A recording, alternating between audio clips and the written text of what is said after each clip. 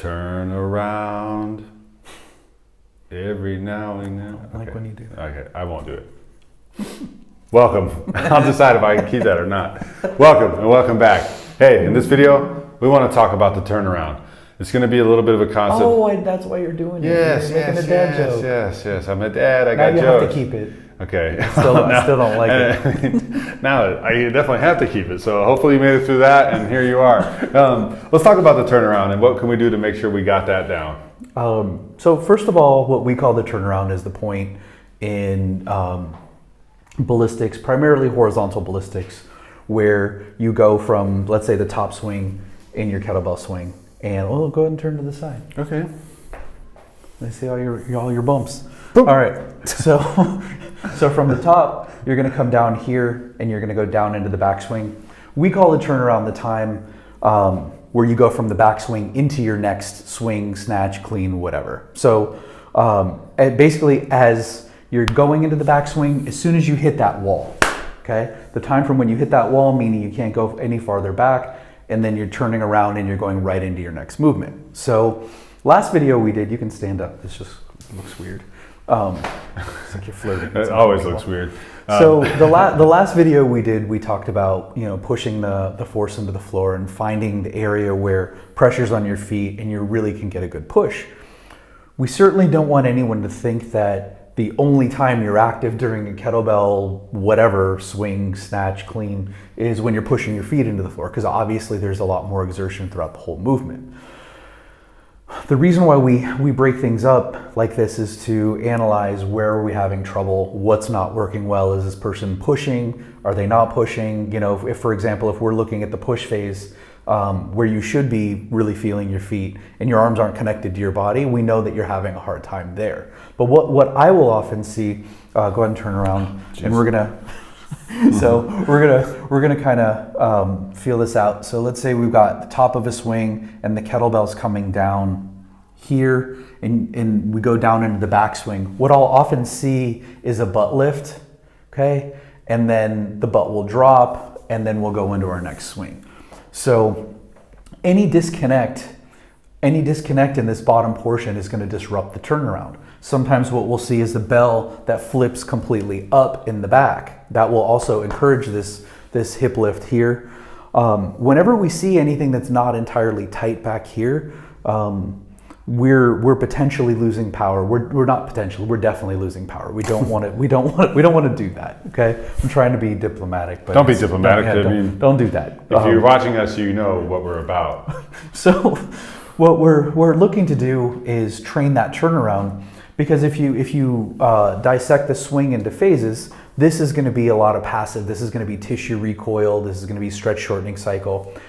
This is all going to happen super fast. So as soon as he hits back here, that stretch is going to go here until he gets here to that point where he can push into his feet actively. Now, if you've looked into, this isn't a perfect analogy, but when you look into physics and how springs work, we're essentially looking at a loaded spring here. You can okay. Hang out. We're essentially looking at a spring, and the springs are going to be the passive tissues here.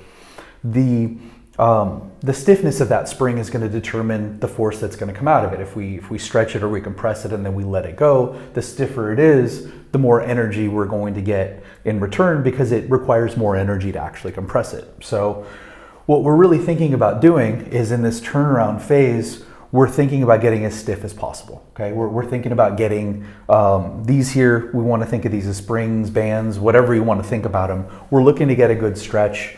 But the stiffer these muscles are, the more power we're going to get. So what we want to do is we want to train this portion of our horizontal ballistics, and we can do these differently with a push press, and we can actually do both. So let's do one drill that we might work with each.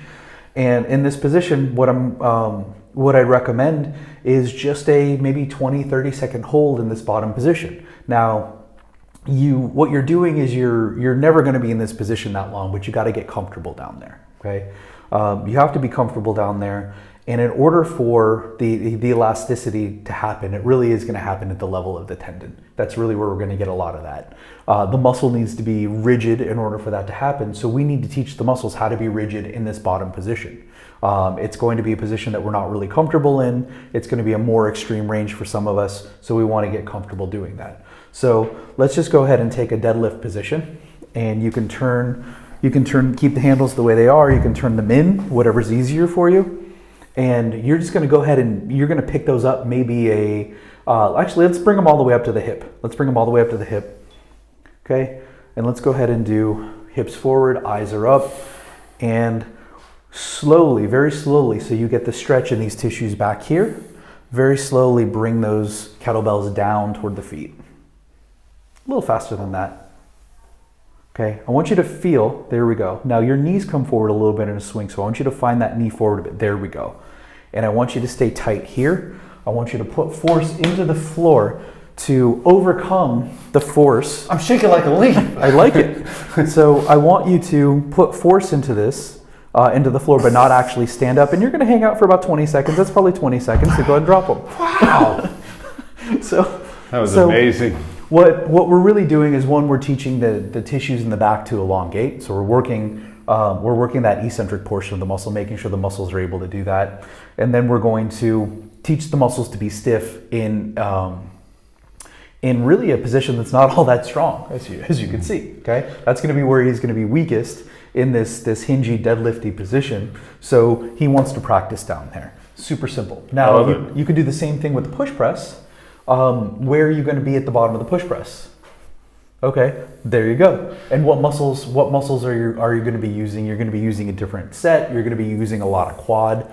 So the knee's going to bend. Those quads need to get a little eccentric here. You want to be comfortable on the ankles, and you just want to, I would grab those in the rack and just hang out for 20 seconds. Nice. Okay, get comfortable in these positions, because you want to be ready when the kettlebell either comes down from the push press and you want to go, or when you're coming back from a swing and you want a nice tight turnaround. You need to be comfortable there. So you got to practice in those ranges. So a few sets here is usually all it takes. What I recommend is do something like this. Do a set of swings. Really, really focus on that backswing. Video is fantastic. Make sure you're not getting a lot of movement in and out of the knees. The hips aren't raising. Nothing really going on with the torso or the head.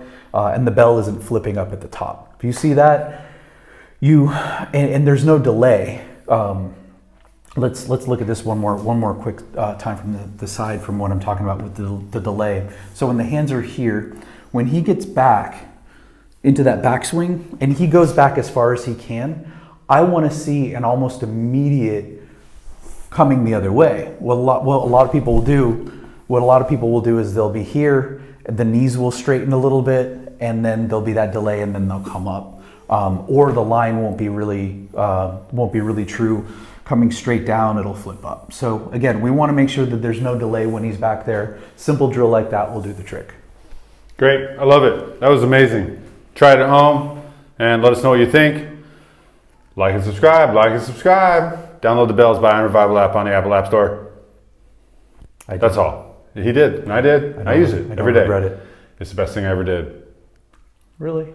You're a father. Okay, it's the best thing I ever did when it came to a workout app. That's All right. Anyway, stay strong, and thanks for watching.